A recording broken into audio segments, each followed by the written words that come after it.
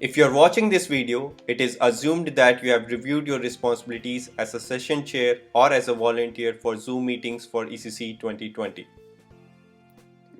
Once you enter into the Zoom meeting, either through the Zoom link in the spreadsheet shared or through the conference access, you would be viewing the screen as shown. A Zoom volunteer is going to assign the session chair as the host of that meeting as soon as the session chair joins the meeting. As a host, you get special privileges in order to control the meeting as per your requirements. The first feature and the most important feature is to mute or unmute the participant. Now, in order to mute the participants, assuming that there is a lot of background noise, just go to the Participants tab, and then next to the participant's name, you would be able to view the mute option. If you want to unmute that particular participant, you have to click on Ask to Unmute button. When you do so, the participant receives a notification on their screen that the host is requesting them to unmute, and then they can go ahead and click on the mic button to unmute themselves. You can also make a particular participant as a host or co-host. Let's assume that you are the session chair or a particular session chair has assigned you the responsibility of hosting that particular session. So now a Zoom volunteer can make an individual as the host of that meeting just by using the option of make host next to their name.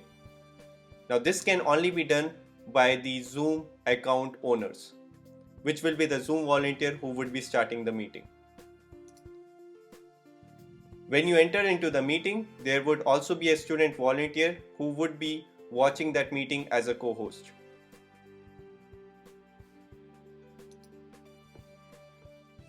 As a host, you also get to enable or disable some of the security features. Some of these features have been set at the admin level, and it's highly encouraged not to change these settings. But just to go over it, I would just walk through the options. The first option is to log the meeting. When you click on this option, it will log the meeting. That means a new participant won't be able to join the meeting. The second option is enabling the waiting room. When you enable the waiting room, anytime a participant is trying to join, as a host, you will get notification on top of the screen that a given participant is trying to join, and you have to manually admit him inside that meeting. You can also remove a particular participant by going next to their name in the more options and using the remove option in the drop down menu.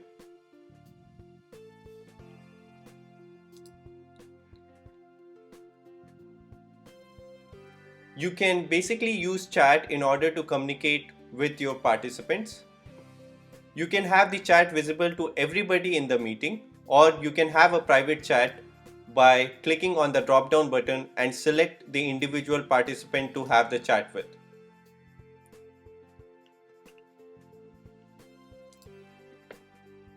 You can also share a screen by using the share screen button. The other feature that you might or might not use is the polling feature. Now the polling feature allows you to ask a question to all the meeting participants, and then you get to view the responses of your participants in real time. So let's go ahead and try to create a new poll. So I will click on the polling button, and in this case I have to create a new poll. So I'm going to click on the edit button. Once I click on the edit button, I would be able to add a new poll. I can name it as poll A, and then I can edit the question that I want to ask. So question A or question 1, and then I can make this question as a single choice question or as a multiple choice question by using the drop down option as shown. So let's start with one question as single choice and give the options as A, and the second option as B. You can add more options by clicking on the Add Option button. You can add more questions just by clicking on the Add Question button. R T U. Some options, some random options. Let's make this particular question as a multiple choice question. Once you are done adding all your questions, click on the Save button. You can then launch the poll by clicking on the Launch Poll button. Once you click on the Launch Poll button, you would be able to view the real-time responses from all the Zoom meeting participants.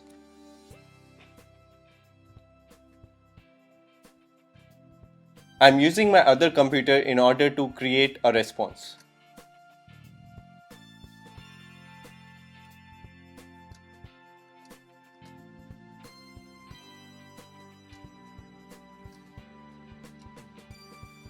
You can see that as soon as I change my responses on the other machine, you are able to view the results live. Once you are done with your questions, once you are done with your poll, just end the poll.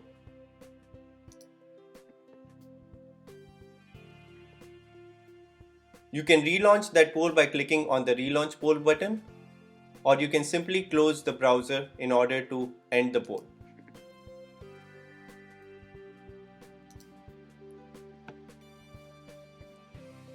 As a host, anytime you try to leave the meeting, you would be given the option of End Meeting for All. If you do that, the meeting will end for all the participants.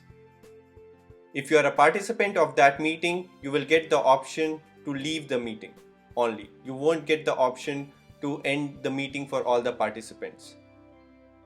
So if you are a host, or if you are trying to assign responsibilities to another individual as a host, then make sure that you make that individual as a host of that meeting. Thank you all for participating in ECC 2020.